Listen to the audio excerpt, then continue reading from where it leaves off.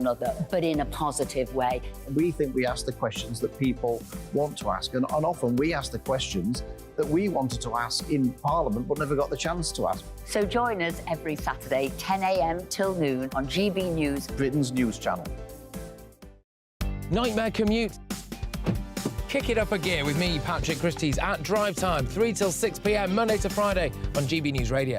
You can listen online and on DAB+, on the smart speaker app and on the GB News app. And if you've got an Alexa, all you have to say is, Alexa, play GB News. We're also on TuneIn and the Radio Player apps. From the school run to rush hour, get revved up with me, Patrick Christie's, on GB News and GB News Radio. Tired of the usual focus-tested, pre-prepared Westminster runaround? Well, so am I. So you want higher taxes? Is your department to blame for this? Are you rethinking this policy? Every Sunday at 9:30, I'll be sitting down with those in power to get the truth about the issues affecting you. Let's be honest, we've known about the cost pressures of this project for years, not months. That's the Camilla Tominey Show, a politics show with personality. On GB News, the People's Channel, Britain's news channel. Join us every night on GB News at 11 p.m. for Headliners, which is 3 top comedians going through the next day's news stories, which is exactly what you need, because when the establishment has gone crazy, you need some craziness to make sense of it. Headliners. You don't have to bother reading the newspaper. We've got it covered for you. Every night at 11 p.m. and repeated every morning at 5 a.m. We won't send you to sleep like some of the other paper review shows out there. So join us 11 p.m. every night on GB News. The People's Channel, Britain's news channel.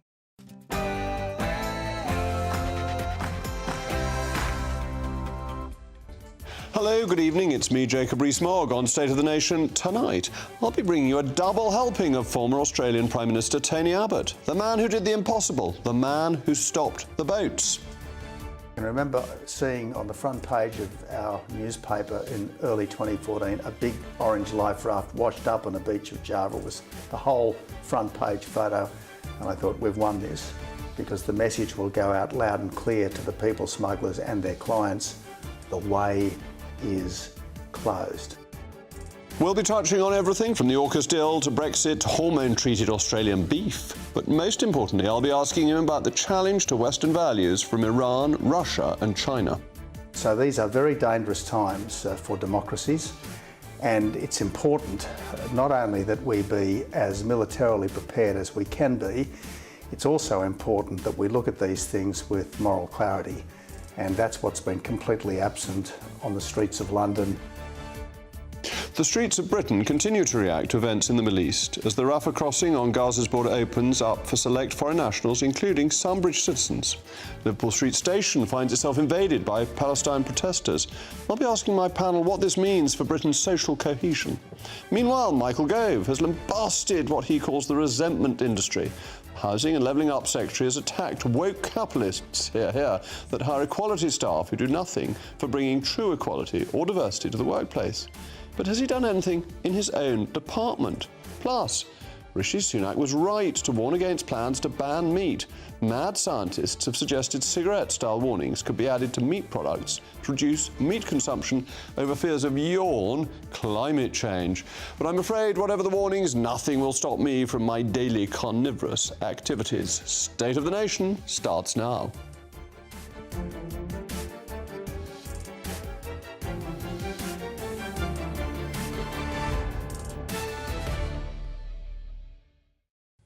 I'll also be joined by a particularly pugnacious panel this evening, historian and broadcaster Tessa Dunlop and former editor of The Sun, Kelvin McKenzie. And as always, I want to hear from you. It's a crucial part of the programme. Email me, mailmog@gbnews. And now it's time for the news of the day with Tatiana Sanchez.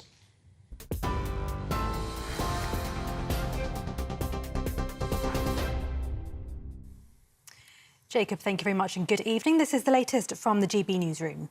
The Foreign Office has confirmed the first British nationals have left Gaza via the Rafah border crossing from Gaza into Egypt.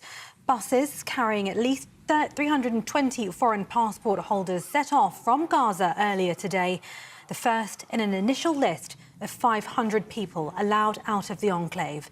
It comes as more than 80 injured people were taken across the Rafah crossing in ambulances under a deal mediated by Qatar. James Cleverly says UK teams were ready to assist them as soon as they were to leave. They have now left. Israel says it's killed a second Hamas commander in the Jabalia refugee camp airstrike. Rescue efforts were underway this afternoon as paramedics dug through the rubble in a desperate search for survivors. The Israeli military says 15 of its soldiers were killed during heavy fighting in its ground offensive into Gaza. Police have arrested a 32-year-old man in connection with several incidents in which mice were thrown into McDonald's restaurants in the West Midlands this week. They're now searching for 30-year-old Bilal Hussain as part of their public appeal. Footage shared on social media showed dozens of mice unleashed in another McDonald's after 2 incidents earlier this week. Pro-Palestinian activists have reportedly called for protests against McDonald's after a restaurant in Israel donated meals to Israeli soldiers and security workers. The US Vice President has been at Downing Street this evening as several high-profile guests attend the world's first summit on AI safety at Bletchley Park. She was greeted by the Prime Minister Rishi Sunak, who hopes to put the UK at the centre of global efforts to monitor the technology. Earlier, Kamala Harris announced the creation of the US AI Safety Institute, which will work alongside its UK counterpart. She said the threats posed by new technologies are profound. A former top civil servant says former Health Secretary Matt Hancock displayed nuclear levels of overconfidence in the early days of the pandemic. Helen McNamara was Deputy Cabinet Secretary in 2020 and 2021, played a key role in Britain's COVID response. She told the inquiry that rules were routinely broken in the daily course of government. And finally, the King has called for action, partnership and commitment to combat environmental changes as his state visit to Kenya continues. The King told the United Nations in Nairobi he's seen the effects of climate change firsthand before planting a tree to commemorate his visit. His Majesty then joined Queen Camilla on a visit to an elephant orphanage where the Queen fed a calf. The monarch also visited an urban forest to highlight the importance of green spaces in our cities. You're with GB News across the UK on TV, in your car, on your digital radio, and now on your smart speaker by simply saying, play GB News. Now it's back to Jacob.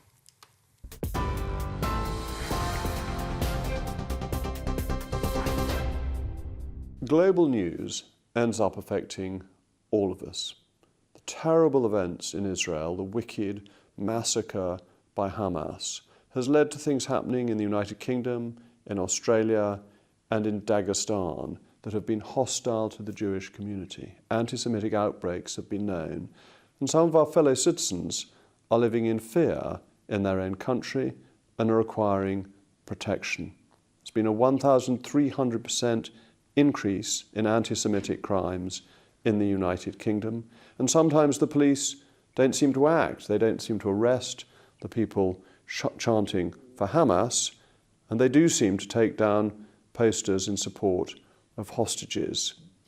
These issues are fundamental to how we see ourselves as a liberal democratic state. So I'm so pleased to be able to discuss them with Tony Abbott. Welcome, thank you for coming on GB News. As a former Prime Minister, somebody on the world stage, with the problem there is in Israel and Palestine at the moment, how concerned are you about the ramifications of it and whether it could have an issue for world peace? I think these are very challenging times. I think they're the most challenging times the free world has faced, at least since the late 1930s. Yes, we now have had a dreadful reminder of the Islamist death cults and their plans for people who don't worship as they do and don't think as they do. We've still got the dreadful situation in Ukraine, and of course, looking ominously across the Taiwan Straits, there's Xi Jinping with his beady eyes on Taiwan. So these are very dangerous times for democracies, and it's important not only that we be as militarily prepared as we can be, it's also important that we look at these things with moral clarity. And that's what's been completely absent on the streets of London, on the streets of Sydney, on the streets of so many Western capitals over the last few weeks. We've seen raucous, sometimes violent mobs illustrating what can only be described as a deep anti-Semitism dressed up as anti-Zionism. It's frankly been nothing less than the most loathsome race hate that we have seen, so in a sense unexpectedly on our own streets. And we have the Jewish population feeling unsafe in countries across the world where they'd previously felt safe, and schools in this country having to have guards to protect them. And a seeming lack of action by the police, that yesterday there were reports of police taking down posters with pictures of hostages on them, saying that they wanted to lower the tension, but then not arresting extremist Hamas supporting protesters. Exactly right. There has appeared to be a serious double standard here, not just in this country but in other countries including Australia. We have a very active human rights apparatus, anti-racism, anti-discrimination apparatus. If people on the streets of Sydney had been screaming out gas some other race or nationality, or F some other race or nationality, I think the anti-racist apparatus would be down on them like a ton of bricks. But as far as we're aware, there hasn't even been an investigation, let alone arrests, in the case of people who were clearly guilty of the most appalling race hatred, public race hatred in our midst. And there seems to be some naivety amongst politicians calling for a ceasefire, because it would be a very one-sided ceasefire, wouldn't it? It would purely be Israel not defending itself while still suffering from attacks from Hamas. Exactly right. Hamas and other enemies of the West are happy to prey on our essential decency, but they're exploiting it for their own purposes, and calls for a unilateral ceasefire are directed clearly against Israel. They just allow Hamas to regroup and ready itself for yet another atrocity like October the 7th. And you made the point at the beginning that we need to have moral certainty about what we're doing, and that we have, in a way, two live proxy wars going on. One in Ukraine, which is losing attention because of the second one that's going on in Israel, and we've got the risk of a third in Taiwan. And if we're not certain about where we stand, this makes it easier for our enemies to attack us and to do things that they feel they can get away with, to keep on pushing at the edges. Yeah, exactly right. As Churchill famously said in a different context, I refuse to be impartial as between the fire brigade and the fire. We need to understand, and I think we've been willfully oblivious to this, we need to understand that not everyone thinks as we do. Vladimir Putin does not think the way Rishi Sunak does or Anthony Albanese does. Xi Jinping does not think the way Joe Biden does. The Hamas death cultists do not think the way religious people in this country do. Putin sees himself as on, in his terms, a sacred mission to recreate Greater Russia.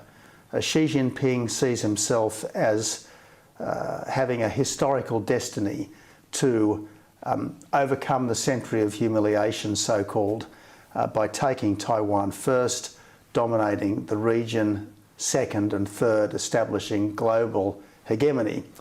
And as far as these people are concerned, the welfare of their own people is only a means to an end. It's not an end in itself.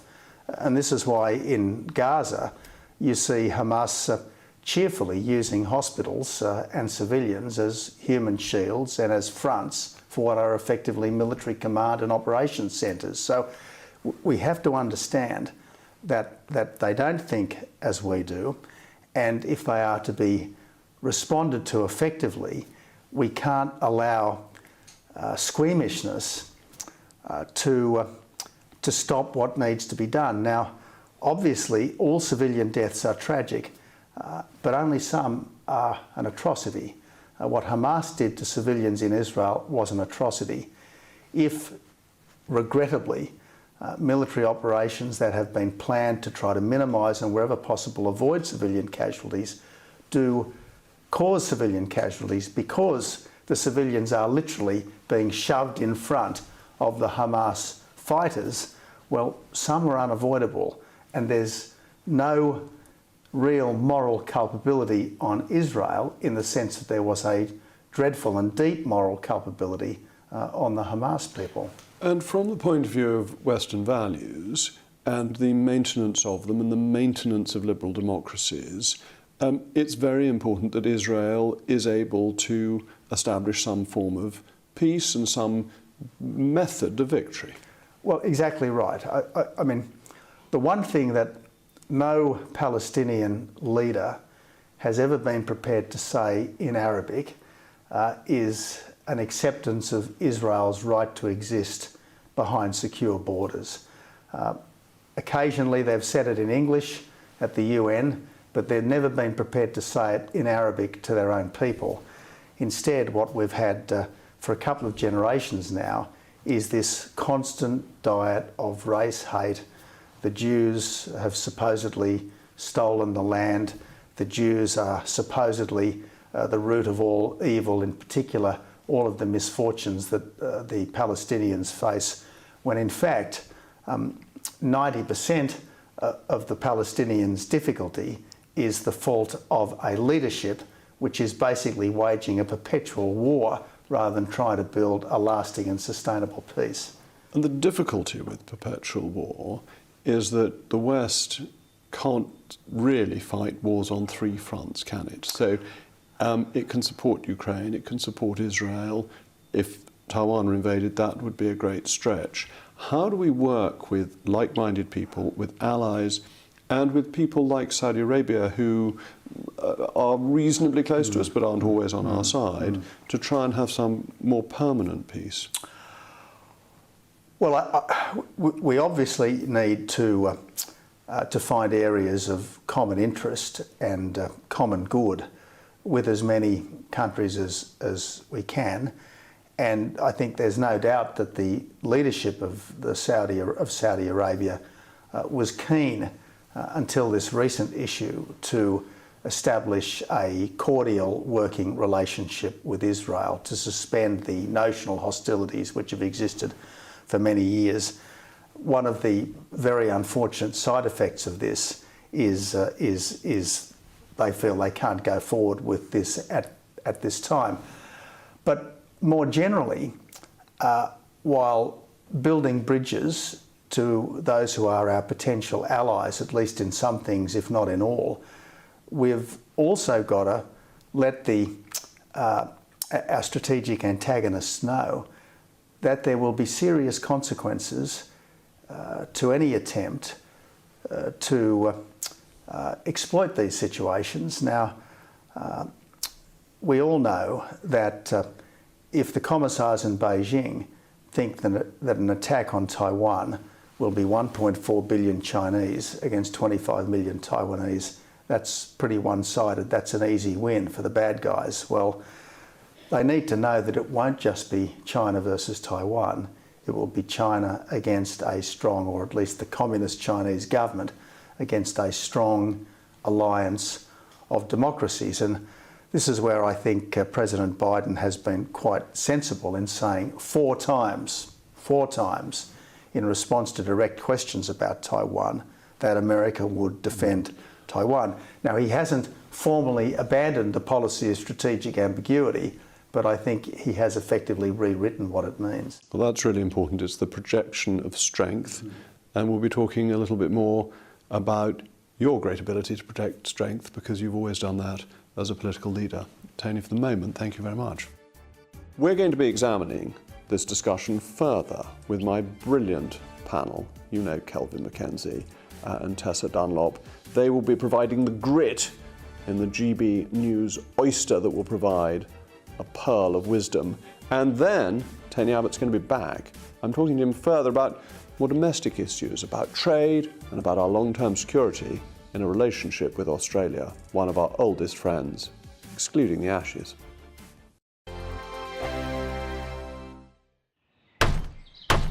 Who is it? We're here for the show. More energy this time! Welcome to the Dinosaur Hour. I was married to a therapist. And you survived? I thought we were getting Hugh Laurie. Second best. You interviewed Saddam Hussein. What's that like? I was terrified. I'm playing strip poker with these three. Oh! No, thank you.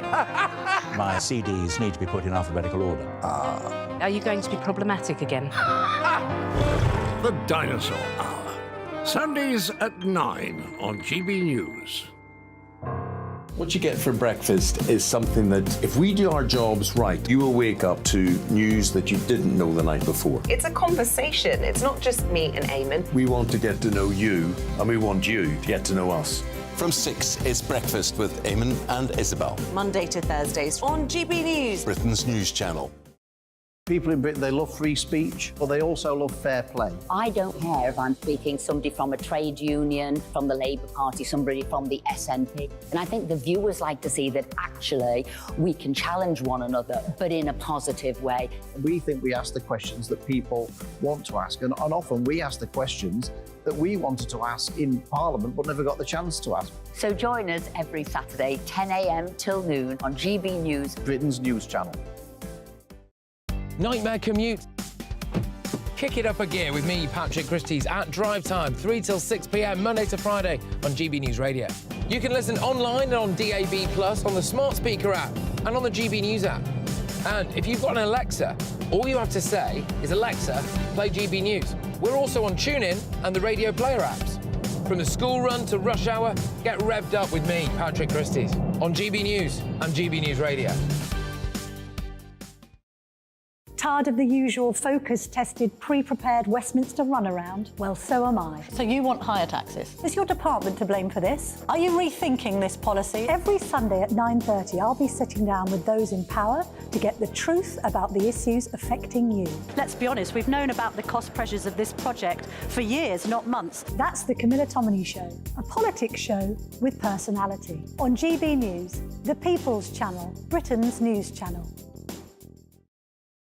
Join us every night on GB News at 11 p.m. for Headliners, which is 3 top comedians going through the next day's news stories, which is exactly what you need, because when the establishment has gone crazy, you need some craziness to make sense of it. Headliners. You don't have to bother reading the newspaper. We've got it covered for you. Every night at 11 p.m. and repeated every morning at 5 a.m. We won't send you to sleep like some of the other paper review shows out there. So join us 11 p.m. every night on GB News, the People's Channel, Britain's news channel.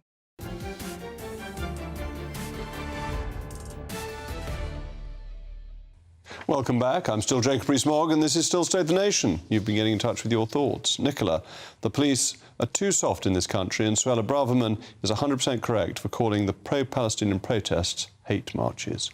Steve, Mr. Abbott said it perfectly. Not everyone thinks the way we think. Very good interview. Thank you, Steve. If you praise me, you can send in mail mugs the whole time. I like that. Thank you. Dan, we've seen many images of the recent protests. As a member of the governing party, do you believe that the government has the resources to combat any mass violence by these protests? Well, that's an important question. We've covered a lot of ground with Tony Abbott before the break on the implications of the Israel-Palestine conflict for Britain and the wider Western world. There is a link between events in Israel, such as today's opening of the Rafah crossing or yesterday's IDF bombing of a Hamas commander at the Jabalah civilian camp, and events unfolding in Britain, such as yesterday's pro-Palestinian sit-in in Liverpool Street Station, or the man who dumped a box of mice at McDonald's the other day. So with me to discuss the implications of this is my panel, historian and broadcaster Tessa Dunlop, and the former editor of The Sun, Kelvin Mackenzie. Tessa, I noticed that you were not entirely agreeing with Tony Abbott on some things he said. You didn't seem to agree with him on Saudi Arabia, a bit nervous about that. But doesn't the West have to support its friends? Yeah, I think, and I noticed Tony Abbott tried to do it, and I wanted you to challenge him, and you didn't. This idea that there's an equivalence between the Ukraine-Russia war and what's currently going on in the Middle East. And I think that's what's made the current conflict so challenging for media outlets to handle, for politicians to handle, and indeed the way it's unfolded in our streets, how to respond to that. The idea of a goody-baddie war, we could all wear Zelensky on our back. He was the real great Jewish leader, and still is, of our time, I believe, Zelensky, the unsung hero. We could have blue and yellow emblazoned, we could do sponsored walks, and it was very seemingly clear-cut, and remains so. And I think that to fly either flag when it comes to Gaza versus Israel is hugely contentious, as we've seen. We get called out by our Home Secretary for hate marches, even though the vast majority of those who have been on the streets in support of Palestine would say quite the reverse. It is for their concern, their compassion for fellow humankind. But couldn't we actually all wear the Israeli flag at the moment? They suffered this terrible attack. Don't they deserve support? I would certainly wear it, that's for sure. And I think the other issue really is that we are concerned as people that there are two major wars basically going on in our area, right? Because thanks to media, right, we know a lot about these wars. Thanks to video, we see a lot of the tragedies of these things very quickly. And on that basis, let me finish. On that basis, I feel very concerned, and I agree 100% with Abbott, that with China round the corner, right, we do not know. If you ask any person, nobody here will know, none of your viewers will know what the outcomes are going to be. And that is enough. And on the question of whether there is a good Jewish leader or bad Jewish leader, if you were an Israeli and you were surrounded by your enemies and they were attacking you at every turn, you too would have a very right-wing leader. And I understand that completely. And I'm sure most of our viewers will. Indeed, but arguably the horrific, in terms of civilian casualties, to give you a statistic, in 18 months of Ukrainian war, something like 10,000 civilians have been killed in that war. In about 2 weeks, 7,000 Gazans have been killed. It's a very different kind of conflict. And actually, why should the Gazans suffer to that degree for what was the most catastrophic failure of Israeli security? Well, it's got nothing to do... the idea that there has been a catastrophe of intelligence should not be a reason that you shouldn't go in and attack the very people who are killing people in their beds. You agree with that, I agree, and I hate the ISIS-style killing. It's revolting. It is unbelievably heinous, and I think all of us had a jolt. You checked the ones you loved that morning on the 7th. It was dastardly for all of humanity. But we also have to own, as Guterres said, these things do not happen in a vacuum, which is one of the reasons why Mossad, Israel, the extraordinary barrier between Gaza and Israel, these are epic failures. And it's very convenient to focus on the conflict and to ignore a failure of really a terrible administration. Benjamin Netanyahu's administration was criticised by his own. Why do you think you have an ultra-right-wing government in Israel today? Because whether it's at Lebanon, Iran, Gaza... West Bank, East Bank, it doesn't matter where it is, right? These people are trying to kill you and they're trying to drive you out of the Middle East. Remember, Hamas do not believe. Have you seen what they've said today? There will be more October 7s, right? We are going to annihilate Israel. We are going to drive them out of it. What would you do, right? You're the Prime Minister, even as a socialist Prime Minister. What would you say? Oh, really? Oh, well, let me think about that. Oh, right, you've just killed 1,200 people, which, by the way, as I keep on saying, Pat McFadden, Labour campaign guy, said that that's the equivalent of 12,000 English people killed, British people killed. What would you do? No, Tessa, tell me. Tell the audience. What would you do? Let's flip that round. No, just answer the question. You're the leader of Israel and your people have been killed like that. What on earth would you do? You have said that Israel, the position Israel is in, delivers, by definition, a hard right leader. And I'm now going to say the position that the Gazans are in, effectively in a ghetto, a tiny strip of land, delivers hardcore horror terrorism. So both sides, you need to pull it back, remove the heat. Yes, better the security, I agree. But actually, ideally, we would have never got to this place. But one of the reasons is, with impunity, Benjamin Netanyahu, there were violent settlements in the West Bank. We turned our eye because we were focused on Ukraine. And what I think as a global community, and we've done it horribly in this last 2 weeks, how many times have we checked in with Ukraine? How many times have we seen how their counter-offensive is progressing against the Russians? You know, seemingly we can only manage one thing at a time. I agree with that. I can only manage one enormous event at a time. I think most people are the same, right? I feel desperate. I find myself not reading as much about Ukraine or not embracing as much because I'm more worried about what is going to happen in Israel, because my fear is if Iran does what it says it's going to do, where does that lead? But Tessa's point's really important, that although I don't agree with you that we shouldn't compare the two, because I think they are basically the same thing. They are our enemies trying to bring down the West one way or another.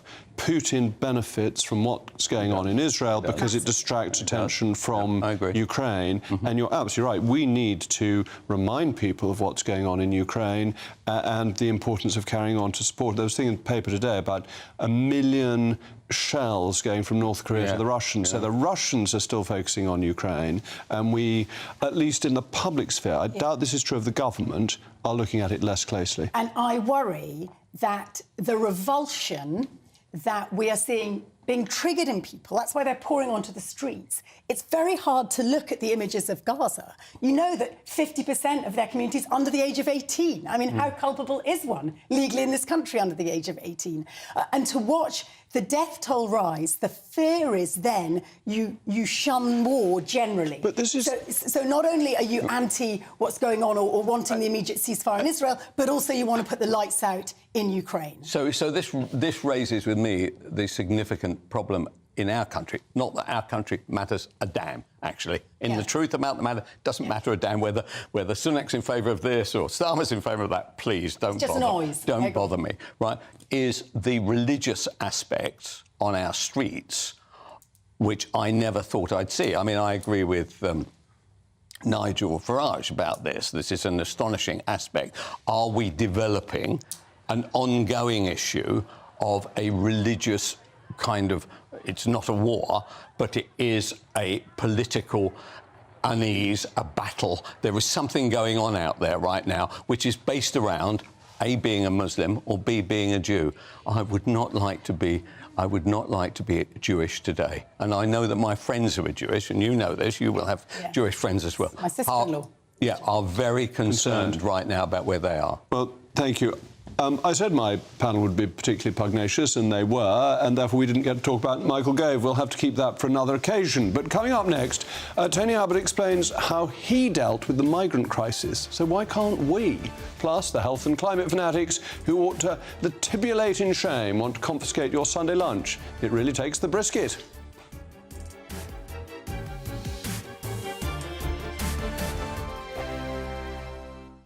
I'm Andrew Doyle. Join me at 7 o'clock every Sunday night for Free Speech Nation, the show where I tackle the week's biggest stories in politics and current affairs with the help of my 2 comedian panellists and a variety of special guests. Free Speech Nation, Sunday nights from 7 on GB News, the People's Channel, Britain's news channel.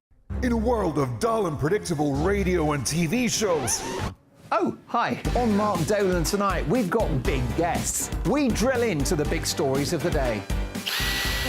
The show adds up to a brilliant listening and viewing experience. Mark Dolan Tonight is the most entertaining current affairs show ever, and that's a fact.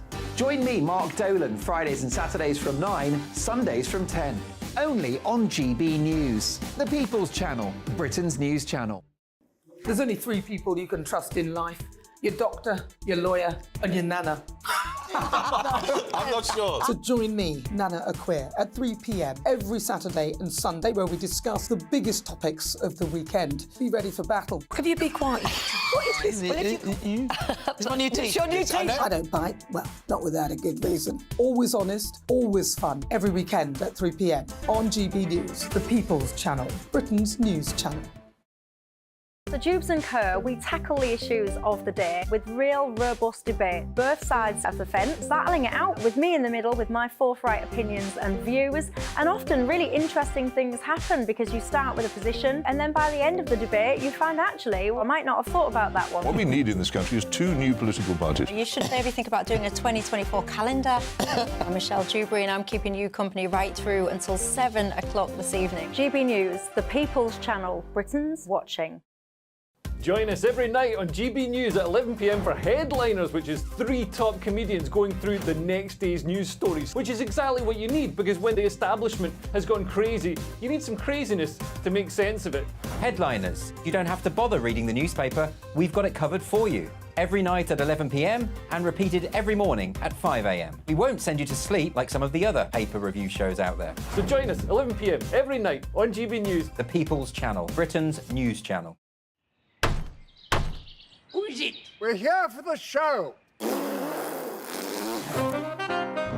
More energy this time! Welcome to the Dinosaur Hour. I was married to a therapist. And you survived? I thought we were getting Hugh Laurie. Second best. You interviewed Saddam Hussein. What's that like? I was terrified. I'm playing strip poker with you three. Oh! No, thank you. My CDs need to be put in alphabetical order. Are you going to be problematic again?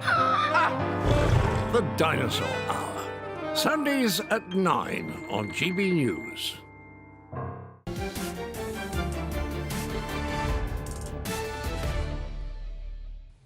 Welcome back. I'm still Jacob Rees-Mogg, and this is State of the Nation. You've been getting in touch with your thoughts. Dan says, I would actively support increased animal welfare, but not vegetarian or veganism. We are meat eaters. If our ancestors did not eat meat, we'd not be here now. And Shona, you're my new heroine of the programme today. Vegetables should come with health warnings. They should say may contain pesticides, probably washed in chlorine gas, is used to extend sell-by dates. Also, they don't always taste very nice compared to roast beef. As you know, I spoke to the former Australian Prime Minister, Tony Abbott, earlier and included a discussion about the issue of illegal migration. We seem in this country incapable of solving this problem. But during Mr Abbott's premiership, he did solve it. And he explained to me how. Tony Abbott, thank you very much for staying with me. One of the real issues in British politics at the moment is migration. Mm-hmm. It's out of control. The small boats keep on coming. The only thing that ever seems to stop them is the weather. Mm-hmm. You managed to stop illegal migration into Australia when you were Prime Minister. What's the secret? Do the lessons you learned apply in the UK, or are we very different? Well, Jacob, first of all, British people should understand that these sceptred isles are a magnet. Who wouldn't want to live in Britain if they could, particularly if currently they're living in some busted-ass country in Africa or the Middle East. So Britain is a magnet. But if Britain is to continue to be the country that it is, with the peace and order that it has, it does have to control its borders. Now, we had a problem on a somewhat different scale perhaps, but nevertheless a very serious problem under the former Labor government in Australia. We had 50,000 people come illegally by boat in that government's term. In the worst month, July of 2013, we had 5,000 come in a single month illegally by boat from Java. What the Abbott government did was restore the Howard government's policies with a couple of important additions. Temporary protection visas rather than permanent residency for people who made it to the Australian mainland. Offshore processing in places like Nauru and Papua New Guinea rather than on mainland Australia for those that were picked up at sea. And turning boats around where it was safe to do so. Now, in John Howard's time, these policies worked to stop the boats. What the people smugglers started to do in the Rudd Gillard years was scuttle their boats. So our Navy and Coast Guard were forced to pick people up and take them to Christmas Island, where eventually most of them got to Australia and got caught up in the legal system and eventually stayed. What my government did was when the boats were scuttled, we would put them on a mothership. We'd put the would-be illegal migrants onto a mothership, and then at an appropriate time, we would put them in a big orange unsinkable life raft with just enough fuel to get the 12 miles from the international boundary to the beaches of Java. And I can remember seeing on the front page of our newspaper in early 2014 a big orange life raft washed up on the beach of Java. It was the whole front page photo, and I thought, we've won this, because the message will go out loud and clear to the people smugglers and their clients: the way is closed. Now, it's a lot easier to get from Calais to Dover in a rubber ducky than it is to cross the 300 miles of open sea between Java and Christmas Island. So there are more boats more frequently, and France is not Indonesia when it comes to perhaps landing people back on the shores of France. But where there's a will, there's a way, and the will, frankly, is what's been lacking. There has been insufficient will on the part of the British government and on the part of the British apparatus generally to send people back. And one of the things that I think Britain could well consider as a prelude to perhaps more vigorous action in the English Channel is more vigorous action by the Royal Navy in the Mediterranean to land boat people back on the shores of Libya and the other ungoverned or scarcely governed spaces from which they're originally coming. That would show the French and the Italians goodwill, and I think it would give Britain, if you like, more of a moral upper hand in insisting that boat people apprehended in the Channel are going back to France. And you mentioned French and Italian interests, and obviously we've now left the European Union. Mm-hmm. Brexit's been very important, and that's allowing us greater freedom in our foreign policy and indeed in our trade policy. You were instrumental in leading to the AUKUS deal, important deal in terms of security between the UK, the US and Australia. Is there more we can do, because this all contributes to global security? Absolutely it does, and I was so enthused by the AUKUS deal, which renews the great alliance between the major English-speaking countries. So important for the security of the wider world and critical in locking Britain into the security of the Far East as well as Europe and the Middle East.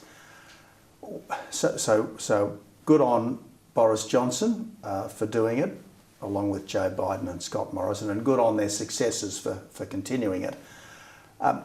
One thing that has happened, which I don't think you Britons appreciate enough, is Britain's accession to the Trans-Pacific Partnership. Now, this is the world's best plurilateral, multilateral free trade deal.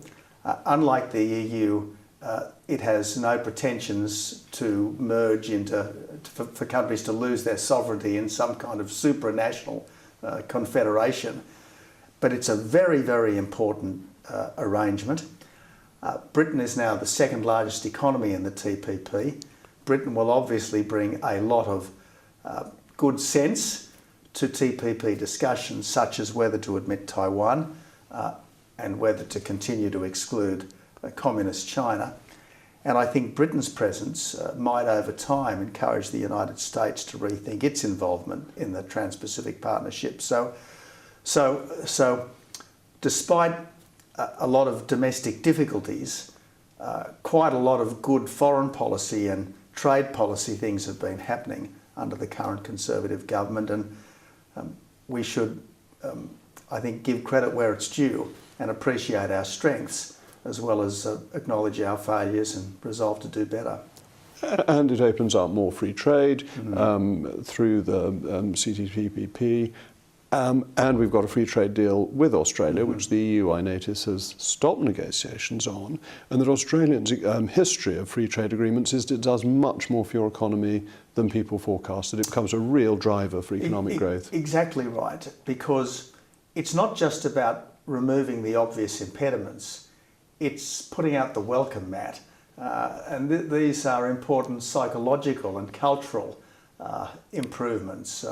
The mood music changes completely, and that's why trade deals in the end are about so much more than trade, and this is why it's so important that there be a swift conclusion to the Britain-India trade talks, because quite apart from the fact that almost nothing would better put up in lights global Britain's success than a deal with India, which is the world's emerging democratic superpower.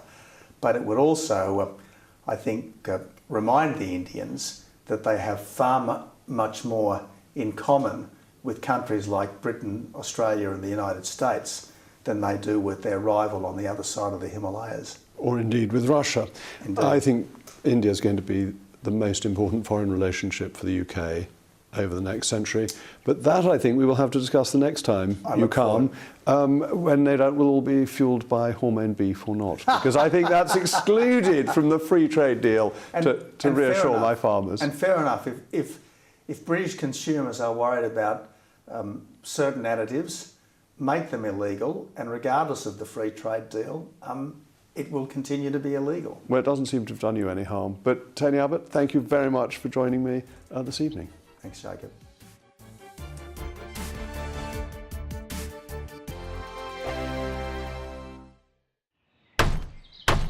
Who is it? We're here for the show. More energy this time! Welcome to the dinosaur hour. I was married to a therapist. And you survived? I thought we were getting Hugh Laurie. Second best. You interviewed Saddam Hussein. What's that like? I was terrified. I'm playing strip poker with you three. Oh! No, thank you. My CDs need to be put in alphabetical order. Are you going to be problematic again? The Dinosaur Hour. Sundays at 9 on GB News. Tired of the usual focus-tested, pre-prepared Westminster runaround? Well, so am I. So you want higher taxes? Is your department to blame for this? Are you rethinking this policy? Every Sunday at 9:30, I'll be sitting down with those in power to get the truth about the issues affecting you. Let's be honest, we've known about the cost pressures of this project for years, not months. That's the Camilla Tominey Show, a politics show with personality. On GB News, the People's Channel, Britain's news channel. Join me, Patrick Christie's, Monday to Friday, 3 till 6. We tackle the day's news agenda like you've never seen before. It's high tempo, high octane, the most controversial topics and the best guests. You will not be able to take your eyes and ears off it. I'm not afraid to ask the questions that you really want answered. 3 till 6 p.m, Monday to Friday on GB News, the People's Channel, Britain's news channel. Now then, Lee Anderson here. Join me on GB News on my show, The Real World, every Friday at 7 p.m. I'm not eating bloody cat. Are you Delicious. mental? Open your mouth. OK, here comes a train. Reminds me of the scene in Singing in the Rain. Adam, is that a good one? Whoa! Join me at 7 on GB News, Britain's news channel. I'm Andrew Doyle. Join me at 7 o'clock every Sunday night for Free Speech Nation, the show where I tackle the week's biggest stories in politics and current affairs with the help of my 2 comedian panellists and a variety of special guests. Free Speech Nation, Sunday nights from 7 on GB News, the People's Channel, Britain's news channel. GB News, unlike other broadcasters, isn't obsessed with the London-Westminster bubble. We think there's a nation beyond the M25, and that's why we talk about the issues that matter across the land. Join me on State of the Nation, 8 to 9 o'clock, Monday to Thursday, on GB News. Daisy's listening, and you should too. In a world of dull and predictable radio and TV shows, Oh, hi. On Mark Dolan tonight, we've got big guests. We drill into the big stories of the day. The show adds up to a brilliant listening and viewing experience. Mark Dolan Tonight is the most entertaining current affairs show ever, and that's a fact. Join me, Mark Dolan, Fridays and Saturdays from 9, Sundays from 10. Only on GB News, the People's Channel, Britain's news channel.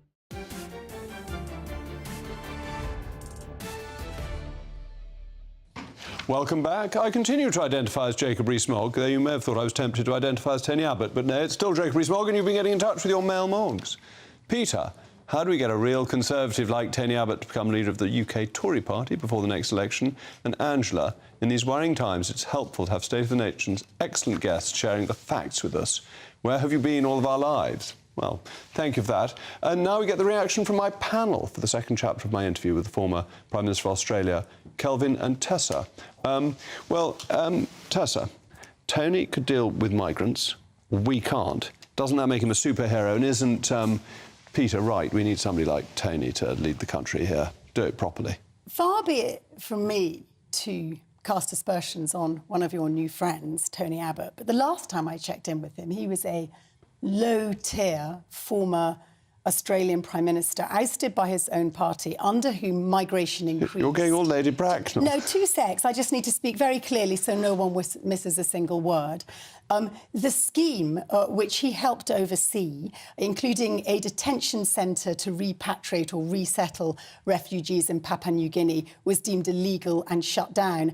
And the final remaining exiled refugees in Papua New Guinea just this year have been repatriated to Australia and New Zealand because the scheme ran out of money. But it worked. It stopped illegal migration going to Australia. It got the numbers down from 50,000, and people aren't going there because they know they won't be welcomed. But it was hugely divisive politically. That was divisive, but it worked. We saw Australia plummet down the ranks. Not that either of you two will care in terms of human rights. Correct.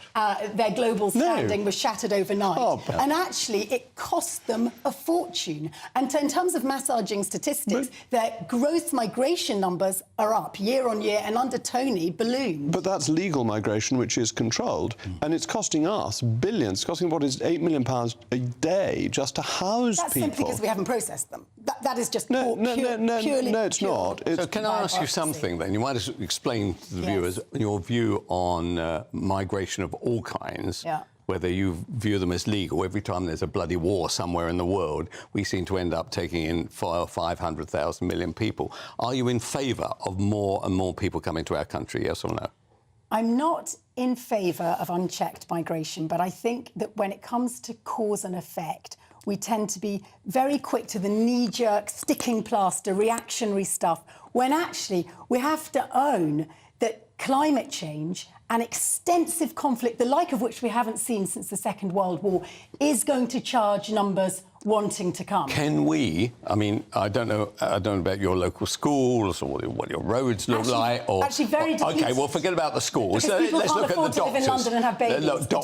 Doctors and that kind of stuff. Yeah. How on earth are we going to deal with these multiple explosions of violence and people, for instance, just wanting to come to our country, really, actually, to take part in a system which actually was not set up for the whole world to participate in? Two seconds. Can I just check your language there? Multiple explosions of violence. Yes, I'm talking about wars. Wars all right. So every time there's a war in Africa, they start heading towards Libya and or Algeria or Morocco, and the next minute they know where they're heading towards Italy, and then they're heading across Europe towards us. Yeah. Now that is a massive number, isn't it? It's a massive number. And have we got the wherewithal?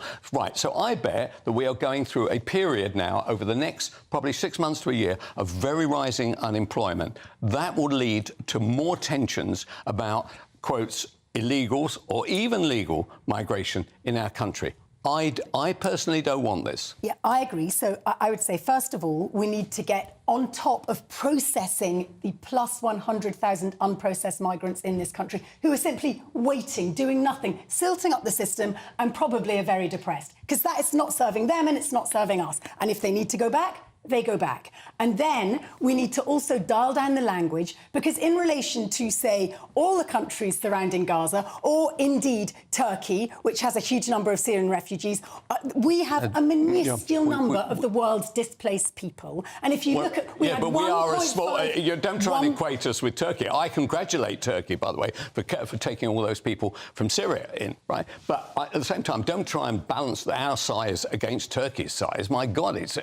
OK. because factor of the amount 20. we talk about it, Calvin, It's important to people. But we have 1.5 Tessa, it may be all right where you live. It's not all right It is where important everybody for people, but so is our next story, because a new study has suggested adding graphic warnings about climate change to meat packaging could be an effective way of curbing meat consumption. It will make me eat more just out of irritation. The study was conducted by Durham University scientists who took inspiration from the health warnings on cigarette packets, and the results revealed a 7-10% reduction in meat consumption when these rather didactic warnings were placed on meat options. Here's an example of what one could look like. The PhD student who conducted the experiment said, as warning labels have already been shown to reduce smoking as well as drinking of sugary drinks and alcohol, using a warning label on meat-containing products could help us achieve this if introduced as a national policy. Well, we asked the great people of Lincoln if they thought there should be climate change warnings on meat products. And the great people of Lincoln have spoken. No, I don't understand what you'd get out of it. I think the whole plan is to turn people to vegan. Is that the ploy that you want? Well, to be honest, I don't think it will make too much of a difference. If people are going to buy meat, they'll buy meat. It wouldn't change my idea on it anyway. I feel like warning people would maybe reduce the amount that people are buying or eating them, as they'll have a guilty conscience about it, the same way that we do with cigarettes. Honestly, in my opinion, I don't believe in climate change. I think it's a little bit ridiculous at the moment. So, no, I don't believe we should have any warnings. You say climate change? Climate change, do you know what I mean? I think I'd still buy meat anyway. Well, my brilliant panel have given you so many views already that I'm afraid we're out of time to ask them again whether they are pro-carnivore, but you know my views. Well, mes amis, parlez-vous français? Malheureusement, je ne parle pas le français. So, for this evening's denouement, some schadenfreude. And I did use both a French and German word there to cheer up our continental cousins, because the EU of all organisations thinks English is best. Even though we have escaped the bureaucratic superstate, it continues to use English as the standard language in its institutions. And our friends in our erstwhile colony, now known as France, are not happy.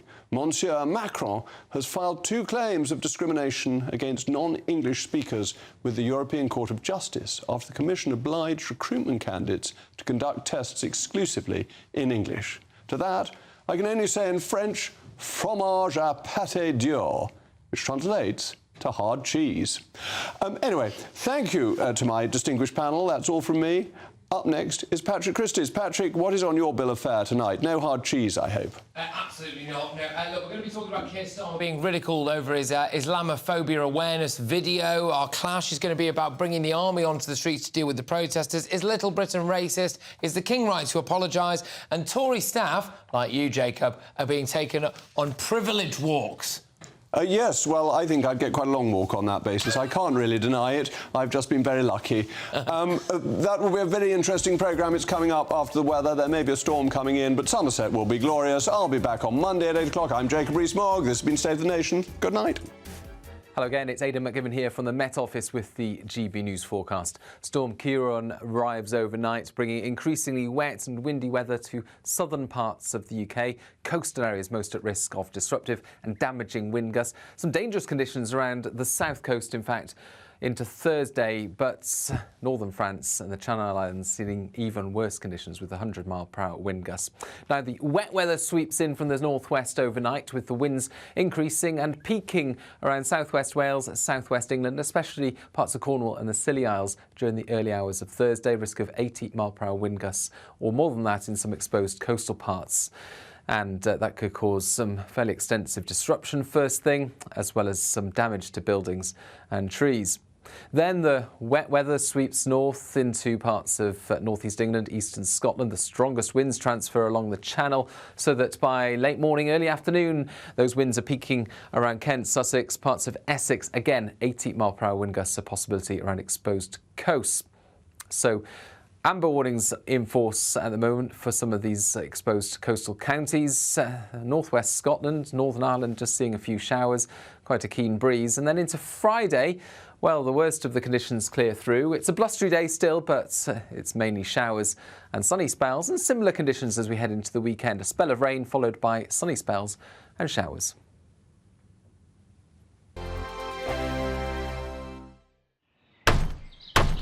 Who is it? We're here for the show. More energy this time! Welcome to the Dinosaur Hour. I was married to a therapist. And you survived? I thought we were getting Hugh Laurie. Second best. You interviewed Saddam Hussein. What's that like? I was terrified. I'm playing strip poker with these three. Oh! No, thank you. My CDs need to be put in alphabetical order. Are you going to be problematic again? The Dinosaur Hour. Sundays at 9 on GB News. What you get for breakfast is something that, if we do our jobs right, you will wake up to news that you didn't know the night before. It's a conversation. It's not just me and Eamon. We want to get to know you, and we want you to get to know us. From 6, it's Breakfast with Eamon and Isabel. Monday to Thursdays on GB News. Britain's news channel. People in Britain, they love free speech, but they also love fair play. I don't care if I'm speaking somebody from a trade union, from the Labour Party, somebody from the SNP. And I think the viewers like to see that actually we can challenge one another, but in a positive way. We think we ask the questions that people want to ask, and often we ask the questions that we wanted to ask in Parliament but never got the chance to ask. So join us every Saturday, 10 a.m. till noon on GB News. Britain's